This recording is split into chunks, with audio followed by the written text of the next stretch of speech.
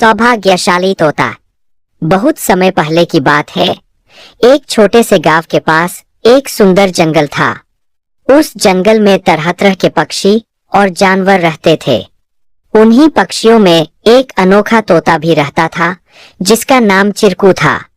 चिरकू को लोग सौभाग्यशाली तोता के नाम से जानते थे, क्योंकि जहां भी वह जाता वहां कोई न कोई चमत्कार हो जाता या किसी की किस्मत बदल जाती। गांव के लोग मानते थे कि अगर चिरकू उनके घर आ जाए तो उनके जीवन में सुख और समृद्धि आ जाती है। चिरकू हमेशा खुश रहता और अपनी मधुर आवाज में गाने गाता।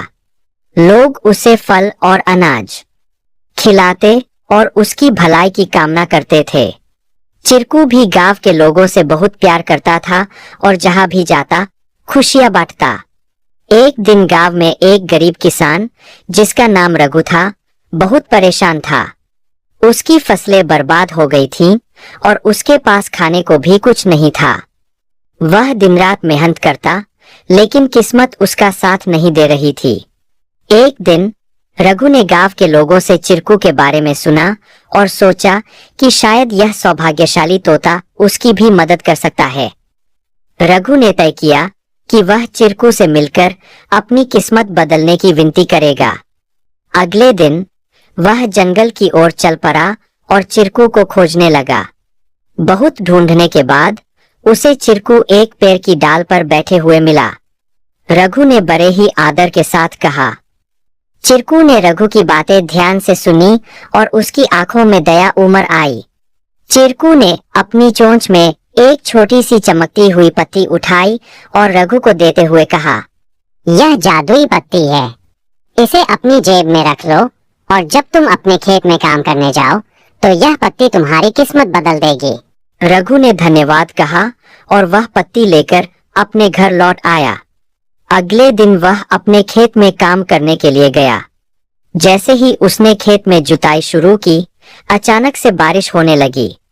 उसकी सूखी जमीन हरी भरी हो गई और थोड़े ही समय में उसकी फसलें लहलहा उठीं। रघु की मेहनत सफल हुई और उसकी किस्मत सच में बदल गई। अब रघु के पास भरपूर अनाज था और वह फिर से खुशहाल जीवन जीने लगा।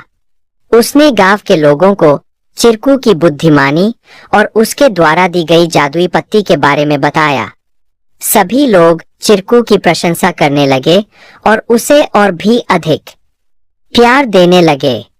लेकिन चिरकू ने रघु को एक बात कही थी, याद रखना, यह पत्ती सिर्फ तुम्हारी मेहनत का साथ देगी। अगर तुम मेहनत करना छोड़ दोगे तो यह भी अपना जादू खो देगी।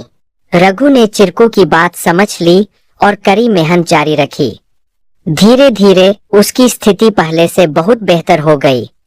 वह गांव के सबसे सफल किसानों में से एक बन गया। लेकिन उसने कभी यह नहीं भूला कि उसकी सफलता में चिरकू और उसकी मेहनत का कितना बड़ा हाथ था। कहानी से सीख। इस कहानी से हमें यह सीख मिलती है कि किस्मत भी उन्हीं का साथ देती है जो खुद मेहनत करते हैं। सौभाग्य और अवसर तभी काम आते हैं जब हम अपने प्रयासों से उन्हें सही दिशा देते हैं।